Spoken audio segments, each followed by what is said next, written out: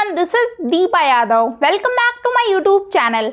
आज मैं आप लोगों के लिए लेके आई हूँ एनसीईआरटी ईवीएस के कुछ इंपॉर्टेंट पॉइंट्स जो पेपर में हमेशा पूछे जाते हैं। तो आज का टॉपिक है हमारा फूड, मतलब कि भोजन से रिलेटेड जितने भी क्वेश्चन आपके सीटेट के एग्जाम में पूछे जाते हैं इसी एनसीईआरटी बुक से आते हैं। तो ध्यान से सुनिएगा आज के इस टॉपिक को और समझने की कोशिश कीजिएगा।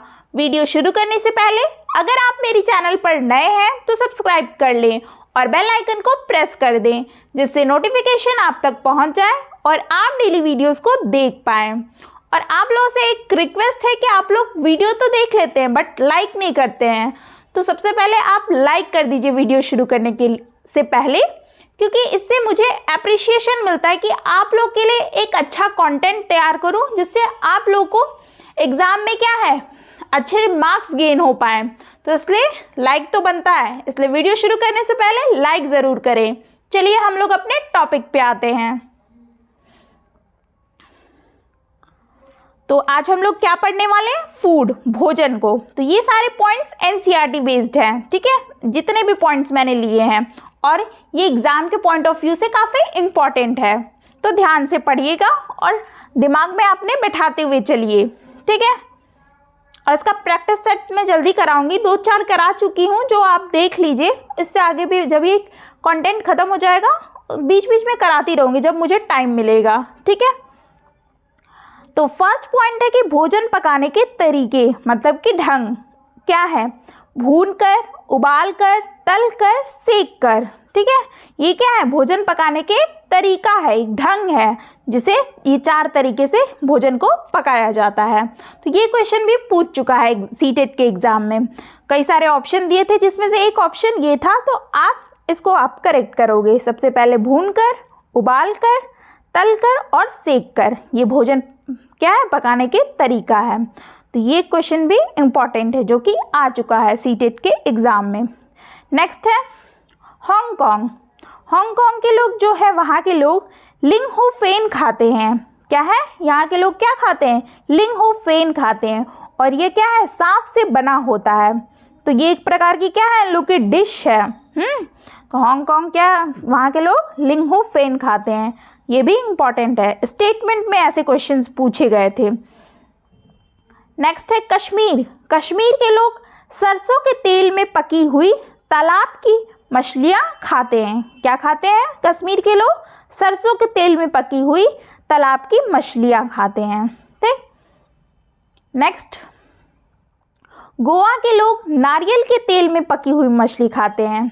वहाँ पे कश्मीर के लोग सरसों के तेल में मतलब मछली खाते थे, और यहाँ पे गोवा में लोग नारियल के तेल में पकी हुई मछली को खाते हैं, ठीक है। तो ये दोनों में कंफ्यूज मत होइएगा। नेक्स्ट पॉइंट है केरल।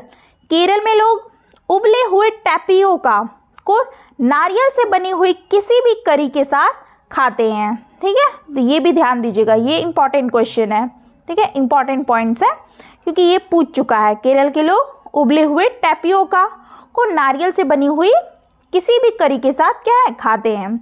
नेक्स्ट पॉइंट है सर्दियों में खेत में ही ताज़ी सब्जियों को मसालों के साथ एक मटके में भरते और उसको सील बंद कर देते। कोयले के अंगारों में मटके को उल्टा रख करके सब्जी को पकाया जाता, और इस पकी सब्जी को कहते हैं उधियू। और ये कहाँ की डिश है? गुजरात की है, ठीक है। तो यहाँ पे लिखा है ना कि गुजराती में उधियू का मतलब है उल्टा, ठीक है। उसका क्या है मतलब? यहाँ पे उस जो मटके को क्या यहाँ पे बताया ना कि मटके को भरते हैं और उसको सील बंद कर देते हैं और उसे उल्टा लटका देते हैं। उसमें सब्जी उब्जी रख करके क्या है पकाया जाता है, और मटके को जो हम लोग सीधा पकाते हैं ना इस तरीके से, वो लोग क्या कर देंगे? इस तरीके से ये उल्टा रख देते हैं मटके को, ठीक। तो उधियू का मतलब उल्टा। और उधियू के साथ मिट्टी के चूल्हे में पकी बाजरे की रोटियां को खाया जाता है। साथ ही मक्खन, दही और छाछ भी ली जाती है। तो ये कहाँ की डिश थी? गुजरात की थी, ठीक। और ये स्टेटमेंट में क्वेश्चन आ चुके हैं, तो ये भी आपके एग्जाम के पॉइंट ऑफ व्यू से इम्पॉर्टेंट है। नेक्स्ट है गांधीधाम स्टेशन गुजरात में है, आप जानते होंगे। नेक्स्ट, गुजरात की कुछ प्रमुख खाद्य, जो कि ढोकला है, यहाँ पे खाने की चीज़ ढोकला, चटनी काफ़ी फेमस है, ढोकला, चटनी, नींबू और चावल, और वहाँ पे बनी मिठाई। ठीक, ये सारी चीज़ें क्या है, गुजरात की फेमस चीज़ें हैं। ढोकला तो सबसे ज़्यादा फेमस है गुजरात में। नेक्स्ट पॉइंट देखते हैं क्या है। उत्तर प्रदेश में कचनार के फूलों की सब्जी बनाई जाती है। क्या है, उत्तर प्रदेश में कचनार के फूल देखिए इस तरीके के होते हैं। ये फर्स्ट जो देख रहे हैं, पिंक कलर से दिख रहे हैं, ये है कचनार के फूल। ये क्वेश्चन भी इम्पॉर्टेंट है। ठीक है, ये आप, क्योंकि ये सारे क्वेश्चन पूछ चुके हैं। केरल में केले के फूलों की सब्जी बनाते हैं। ये रहा केला, ये केले के ये फूल है ना, जब केला होने से पहले क्या है, फूल लेता है ना, तो ये इसके फूलों से क्या है, सब्जी बनाई जाती है केरल में। ये भी इम्पॉर्टेंट है।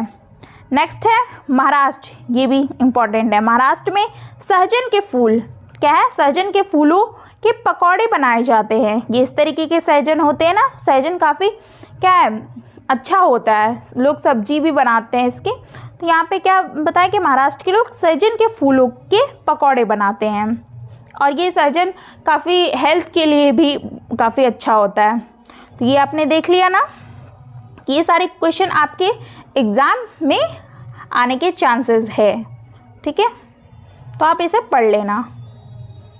ये देखिए कुछ इस तरीके भी क्वेश्चन बनते हैं कि जड़ वाली कुछ सब्जियां होती हैं और कुछ तना वाली सब्जियां होती हैं। क्या, जड़ वाली सब्जियां और कुछ तना वाली सब्जियां। तो ये आपके कुछ दे देंगे सब्जियों के नाम, और पूछेंगे कि जड़ वाली सब्जी कौन सी है, या फिर पूछ सकते हैं कि तना वाली सब्जी कौन सी है, या फिर नहीं करके पूछ सकते हैं ना, नहीं है या है, इस तरीके से क्वेश्चन आते हैं ना। तो देखिए जड़ वाली सब्जियों में मूली, गाजर, चुकंदर, गांठ गोभी और भी बहुत सारे हो गए। तो ये 4 आपके दिए हुए थे एनसीईआरटी की बुक में। और तना वाली सब्जियां होती हैं अदरक, आलू, प्याज और ये क्या है, हल्दी। ठीक है, तो ये तना वाली सब्जी है।